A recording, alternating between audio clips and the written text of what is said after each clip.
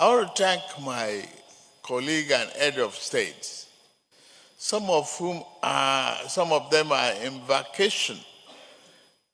They canceled their vacation to respond to this invitation this morning. And they have kept faith with us, with democracy, freedom, and economic development, not only of ECOWAS region, but the African continent as a whole.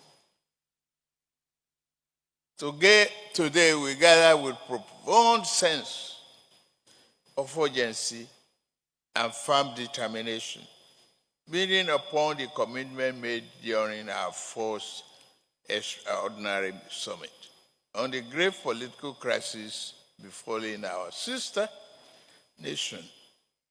During that initial meeting, we voiced our solidarity with the people of Niger and their democratically elected president, His Excellency Mohamed Bazoum, by condemning the military takeover and the unjust detention of their democratically elected president and other officials. As you may recall, we called the junta to rescind the decision of them toppling a democratically elected government. We proceeded to impose sanctions with the hope that this resolute measure will serve as a catalyst for the restoration of the constitutional order in Niger. Regrettably, the 7-day ultimatum we issued during the first summit has not yielded the desired outcome. We have also made diligent effort through the deployment of various ECOWAS mediation teams. I'm glad Abdul Salam Abubakar is here. His Eminence is here. Baba Kanogingibe is here to give you the report and their observation during the intervention.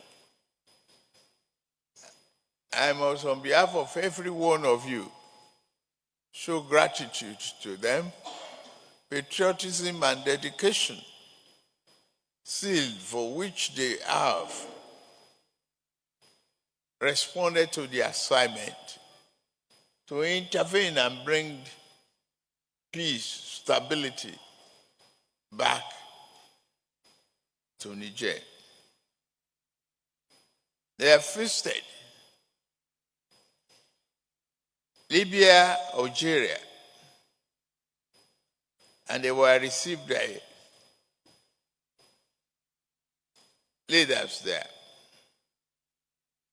Your Excellencies, distinguished ladies and gentlemen, following the resolution of our previous extraordinary summit to initiate a meeting of ECOWAS Chief of Defense Staff, the meeting of the Chief of Defense Staffs was duly held from 2nd to 4th of August 2023. The outcome of that meeting, as well as a memorandum by the President of the ECOWAS Commission on current socio-political development in Niger, will be presented during this summit. This will offer critical insight that will inform our collective decision-making process at this meeting. Today's summit provides a significant opportunity for meticulously reviewing and assessing the progress made since our last gathering. It is essential to evaluate the effectiveness of our interventions and identify any gaps or challenges that may have hindered progress. Only through this comprehensive assessment can we collectively chart a new sustainable path towards lasting peace, stability, and prosperity in Niger. More so, in reaffirming our relentless commitment to democracy, human rights, and the well-being of the people of Niger, it is crucial that we prioritize diplomatic negotiations and dialogue as the bedrock of our approach. We did.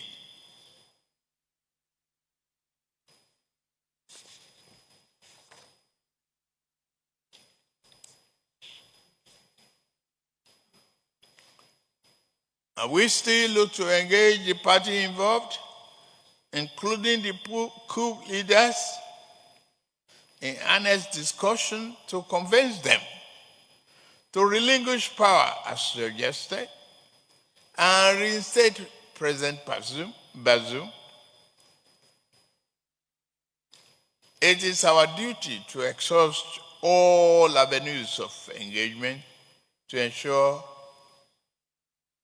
a swift return to constitutional governance in Niger. More specifically, as leaders of our respective nations, we must recognize that the political crisis in Niger not only poses a threat to the stability of the nations, but also has far-reaching implications for the entire West African region. By remaining steadfast in our adherence to the principle of democracy, good governance, and the rule of law, we can restore peace, stability, and prosperity in the Republic of Niger, thereby fostering an environment conducive for growth and development for all. Esteemed Excellencies, ladies and gentlemen, I'm confident that the second ECOWAS Extraordinary Summit today on the socio-political situation in Niger will be a defining moment in our journey towards a stronger, more resilient, and integrated West Africa. Let us seize this opportunity to make a lasting impact on the lives of our fellow Africans. Who else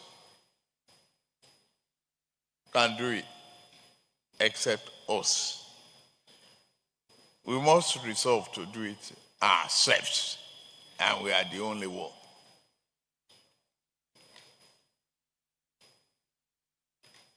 I extend my gratitude to each of you for your attention to this critical issue. I trust that our deliberation will be productive and fruitful, leading us to finding an amicable solution to the political crisis in Niger. As we continue to work together in solidarity and harmony, we can ensure a prosperous future for the entire continent, not just only West African sub-region, but our continent, Africa.